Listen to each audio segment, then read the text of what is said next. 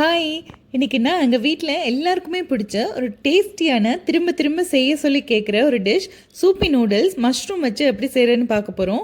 Movie night அன்னைக்கெலாம் உங்களுக்கு ஏதாச்சும் செய்ய சோம்பேறித்தனமாக இருக்குன்னா குயிக்காக நம்ம இந்த ரெசிபியை ரெடி பண்ணிடலாம். அதுக்கு ஒரு கடாயில் 1/2 டீஸ்பூன் அளவுக்கு பட்டர் சேர்த்துக்கிறேன்.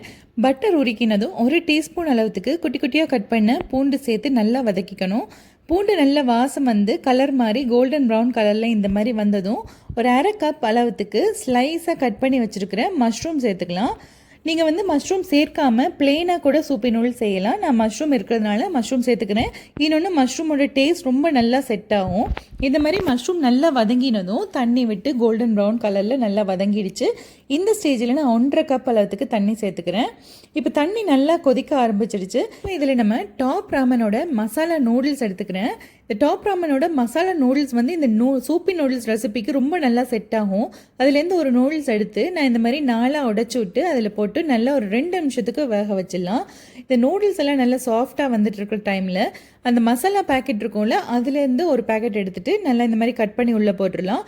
அடுத்தது மேகியில் வெஜிடேரியன் க்யூப்ஸ்ன்னு சொல்லி கடையிலலாம் விற்கும். அதுலேருந்து 1/2 க்யூப் மட்டும் நான் இதில் சேர்த்துக்கிறேன். கிடைக்கலனா நீங்கள் வெஜிடபிள் ஸ்டாக் க்யூப் ஏதாச்சும் ஒன்று கிடச்சிச்சின்னா கூட அதுலேருந்து 1/2 க்யூப் போட்டுக்கலாம். அந்த சூப்பி ஃப்ளேவர் வந்து அது நல்லா எடுத்து கொடுக்கும். 2 நிமிஷத்துக்கு கொதிக்க வச்சுட்டோம்னா நம்மளோட சூப்பி நூடுல்ஸ் ஆல்மோஸ்ட் ரெடி ஆகிடுச்சு. கடைசியில் நம்மளோட சீக்ரெட் இன்க்ரீடியன்ட் என்னென்னா இந்த சில்லி ஆயில் தான். அதுலேருந்து 1 டீஸ்பூன் அளவுக்கு இந்த கிறிஸ்பும் அந்த ஆயிலும் கொஞ்சம் சேர்த்து நல்லா இந்த மாதிரி மிக்ஸ் பண்ணி விட்டோம்னா நம்மளோட சூப்பி நூடுல்ஸ் ரெடி ஆகிடும். உங்கள் காரத்துக்கு ஏற்ற மாதிரி நீங்கள் இந்த சில்லி கிறிஸ்ப் போடுறத அட்ஜஸ்ட் பண்ணிக்கோங்க. அவ்வளோதான். பாருங்கள், நம்ம சர்வ் பண்ணோம்னா ரொம்ப நல்ல டேஸ்ட்டாக இருக்கும். சின்ன குழந்தைங்களுக்குன்னா கம்மியாக போட்டுக்கோங்க அந்த சில்லி கிறிஸ்பை. மூவி நைட் அன்னைக்கு ரொம்ப சிம்பிளாக குயிக்காக செய்யணுன்னா இந்த ரெசிபியை ட்ரை பண்ணி பாருங்கள். இன்னொரு வீடியோவில் மீட் பண்ணலாம். பாய்.